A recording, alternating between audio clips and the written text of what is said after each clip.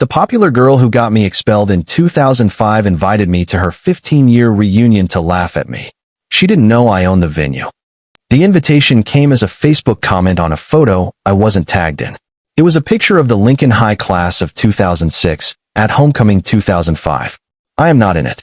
I was expelled 3 weeks before that photo was taken. Madison Cole, head cheerleader, student council president, with teeth that cost more than my dad's truck, commented, "OMG, planning our 15-year reunion at the Whitmore, so fancy. Rachel Price, you have to come. It wouldn't be a reunion without the girl who got expelled for selling pills in the bathroom, LOL. It'll be so good to see you, no hard feelings." Madison. Hugs and kisses. 34 likes. Including from Mr. Davies, our old principal. And from Tyler, my first boyfriend, who watched me get walked out by security. In 2005, Madison Cole got me expelled for selling Adderall in the girls' bathroom. I didn't sell Adderall. I had never even seen Adderall. I was 16, wore my older brother's oversized hoodies, had severe acne and a stutter whenever I was nervous, and worked in the library because I liked the quiet. What actually happened was this. Madison got caught cheating off my test. Mrs. Laramie, our biology teacher, caught her leaning over my shoulder. Madison started crying and said I sold her the answers, and that I sold pills. She reached into her own Louis Vuitton backpack, which I remember clearly because I carried a cheap Jansport from Walmart, and pulled out a little orange bottle with my name written on it in black Sharpie. 10 pills inside. My mom was called. My dad was called. They both worked at the local turkey plant and had to leave their shift early. They sat in Principal Davies' office while Madison sat there, mascara running down her cheeks, saying I threatened her if she didn't buy from me. They searched my locker. They found nothing, because there was nothing to find. But the expulsion wasn't about evidence. It was about leverage. Madison's father was on the school board and threatened to drag the district into a massive, highly publicized liability lawsuit while pulling his private funding for the new athletic complex. To protect the school's budget, Mr. Davies caved and sacrificed a poor kid with a stutter to make the problem go away. My dad stood in that office wearing steel-toed boots with actual turkey blood on them, completely powerless. I was expelled. No hearing. Just a paper that said it was for the safety of other students. My mom cried all the way home. Not because she thought I did it, but because she knew I didn't and no one would ever believe us. My dad didn't talk to me for a month. Not out of anger. Out of shame. Like he had failed to make us important enough to matter. I got my GED at 19 in a strip mall classroom that smelled like old coffee and bleach. I cleaned houses. I waited tables. I never went to prom. I never graduated. I spent the next 15 years making sure I was no longer Rachel Price, the teenage pill dealer. I moved to Kansas City. I worked at a catering company, washing dishes in the back. The head chef, Elena, noticed I remembered every single client's food allergy without having to write it down. She took me under her wing and gave my progression a real shape, promoting me to prep, then to the line, and eventually teaching me costing, ordering, and staffing, giving me the grounded education they don't teach you when you get expelled. At 26, I took $8,000 I saved from my tips and started doing small weddings out of a commissary kitchen. Just me and a cooler in the back of my Honda. I called it Price and Plate. At 29, Elena was diagnosed with MS and wanted to retire. She sold me her massive client list for $12,000 I didn't have. I paid her in installments, $500 a month, for 2 full years. At 31, a commercial realtor called me about a massive brick building. The old Lincoln High School. The exact same building I was expelled from. It had been closed since 2012 because of asbestos issues, sitting completely empty with broken windows. The district was selling it for incredibly cheap to anyone who would turn it into a functional business. Everyone in town thought it was cursed. I walked through it with a flashlight. I shined the beam across the empty gym, the peeling paint, and the bleachers still folded against the wall. I walked down the hall to my old locker, number 214. The metal door was hanging off its hinges. Inside the door, someone had deeply carved Rachel equals drugs into the paint back in 2006. I bought it. I didn't buy it to be petty. I bought it because it was $180,000 for 12,000 square feet of solid brick, and I knew exactly how to turn a dirty cafeteria into a commercial kitchen. I got a small business loan, a historic preservation grant, and I worked 18-hour days for an entire year. My hands physically bled from sanding those wooden bleachers. I turned the gymnasium into the Whitmore. I kept the exposed brick, repurposed the reclaimed bleachers into a massive bar, and kept the old athletics scoreboard mounted on the wall, completely rewired so the bulbs spelled out "Love Wins." I kept a row of the old metal lockers to use as a wine wall. I kept the wooden stage where Madison used to cheer.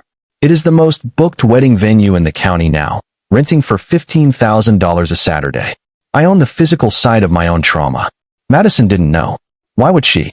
She moved to Overland Park, married a dentist, divorced a dentist, and sells hair care products online now. She booked the Whitmore through my events manager, Maya. Maya walked into my office and said, "Some lady named Madison Cole wants to host her 15-year reunion here. Should I give her the friends and family discount?" I looked up from my laptop and said, "Give her the premium package, open bar." I didn't reply to the Facebook comment for 3 days. Then I typed, "Wouldn't miss it. See you there. Rachel." Hugs and kisses. The reunion happened last Saturday night. The amber uplights washed over the exposed brick, the old gym floor was polished to a mirror finish, and the scoreboard glowed across the room. There was a DJ in the corner playing early 2000s music for 80 people in cheap suits and dresses that didn't fit the way they used to. I didn't get ready to impress anyone. I wore a simple, tailored black jumpsuit. Hair down. I told my staff not to introduce me to the crowd. I wanted to stand behind the reclaimed wood of my bar, in the back, and just watch. Madison arrived late, of course. She made a grand entrance in a dress that was entirely too tight, with blonde extensions and a fresh spray tan. She still has the exact same laugh that sounds like glass breaking. She walked up and stood on my stage, the stage I spent weeks sanding with my own hands, and tapped a spoon against a champagne glass. "Oh my God, you guys. Can you believe we are actually in our old gym? This place is so gorgeous now. Whoever owns it is an absolute genius. Anyway, I am so incredibly happy everyone came tonight, even the unexpected guests." She looked right at the front door, where she fully expected me to walk in looking nervous, overweight, covered in acne, and stuttering. I wasn't at the door.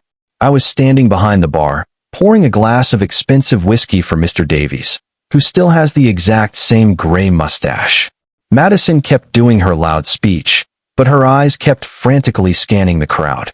She couldn't find me. Then Tyler, my first boyfriend, walked up to the bar to order a drink. He didn't recognize me at first. Then his eyes locked onto mine. "Holy shit," he breathed out. "Rachel?" Everyone within 10 feet turned their heads. Madison's face did not freeze in shock.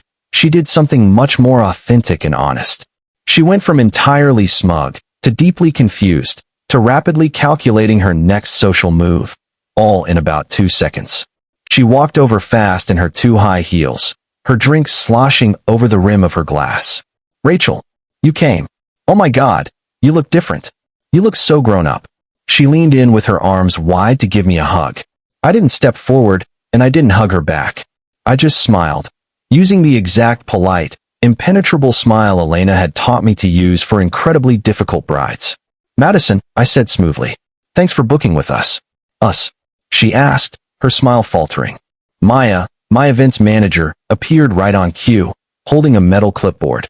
She is 24 and absolutely terrifying when she wants to be, and I love her for it.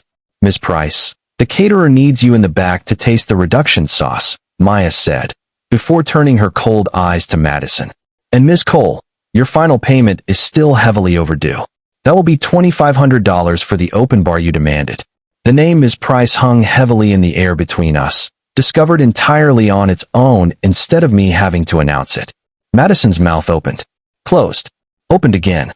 "Wait, you own the Whitmore?" She stammered. "I do," I said calmly. "I bought the school that expelled me. It turns out the entire building was cheaper than the scoreboard your dad bought."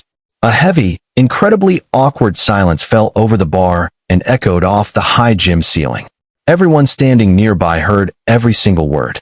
Madison frantically tried to pivot and act like we were best friends to save face. "Oh my God, Rachel, that is amazing," she squealed, her voice pitching up. "That is so inspiring. We were just stupid kids back then. You know I never meant for any of that to happen. You have to let me tell everyone. Guys, listen up. Rachel owns this place." She reached across the bar to grab my hand, trying to raise it in the air like we had just won a championship game together. I pulled my hand back, gently but firmly. "Madison, I didn't stutter. You literally wrote my name on a pill bottle with a black Sharpie. You sat in an office and watched security walk me out of the building while you cried fake tears to save yourself. My dad didn't speak to me for an entire month because he genuinely thought he had raised a drug dealer. The emotional shock rippled entirely through the room as the classmates standing nearby listened to the exchange. For 15 years, these people had comfortably believed I was a teenage drug dealer, and in real time, that assumption completely shattered. People quietly started taking a step back from Madison, their expressions shifting to disgust as they rethought a decade and a half of lies. Madison started crying. Real, heavy tears this time, because her carefully protected social image was crumbling right in front of the people she wanted to impress most. I was 16. She sobbed, her makeup running. I was terrified. My dad would have killed me if he found out I was cheating. I was 16 too, I said. Not yelling, just incredibly clear. And I spent 4 years scrubbing other people's toilets because of your fear. Mr. Davies, our old principal, was still standing at the bar holding his whiskey. He looked at me, his face pale, carrying the crushing weight of realizing his decision had altered a teenager's entire life. Rachel, I didn't know the whole truth, he stammered out. Her father threatened to destroy the district's funding if I didn't act immediately. You didn't want to know the truth, Mr. Davies, I said, looking him in the eye and forcing him to confront his failure. You chose a scoreboard and a budget over a 16-year-old girl's life. But it's fine. You still have a $2,500 bar tab to settle with my manager. I turned to Maya and told her to put on some music and let everyone have fun. I walked away from the bar and went up to the balcony, the old press box where the AV club used to sit, and just watched the floor. Madison sat completely alone at a table for most of the night. She just kept scrolling on her phone, entirely isolated. Not because I got on a microphone and told people to ignore her, but because the truth had naturally changed how everyone in that room viewed her. Tyler came up the stairs to the balcony at one point. He stood next to me, looking down at the dance floor, and said, "I'm really sorry." For back then, I looked at him and said, "Me too. I wasted a lot of valuable time being angry at you." At midnight, my staff started cleaning up. The Love Wins bulbs flickered off, letter by letter. Madison was the very last person to leave the building. She stopped at the bar where I was running the nightly numbers. $18,000 in bar sales alone, just from her party. She looked down at her expensive shoes and asked in a very small voice if I forgave her. I looked at her. I really looked at her. She is 33, divorced, selling shampoo on social media, still desperately trying to be the girl on top of a social pyramid inside a high school gymnasium that doesn't legally exist anymore. I don't need to forgive you, Madison, I said calmly. I bought the building you ruined me in. She nodded slowly, the reality of her irrelevance sinking in, and walked out the front doors. I didn't leave right away. I locked the main doors of the Whitmore and walked back through the empty, quiet gym. I walked past the reclaimed bar and the stage, all the way down the dim hallway until I reached the wine wall. I stopped in front of locker 214. I ran my fingers over the deep grooves in the metal where Rachel equals drugs was still carved. I didn't grab a sledgehammer, and I wasn't angry. I simply pulled a block of heavy grit sandpaper out of the utility closet and patiently sanded the carving away myself. I sanded it the exact same way I had rebuilt the rest of the building, slowly and deliberately, until the hateful words completely disappeared into smooth metal. I smiled in the quiet hallway. When I walked back into the main gym, the room was pitch black. Suddenly, the large scoreboard high on the brick wall lit up again. But it didn't say Love Wins.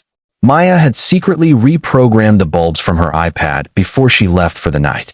The bright lights across the board read, "Congratulations, Rachel." There was no audience, and there was no applause. It was just me, standing entirely alone in the exact room where my future had been stolen from me. I let out a laugh that broke into tears, standing in the glow of the lights, finally reclaiming the part of my identity that was taken away. I turned off the main breaker and walked out to my car. I didn't feel triumphant. I felt quiet. Like finally, after 17 heavy years, I got to graduate.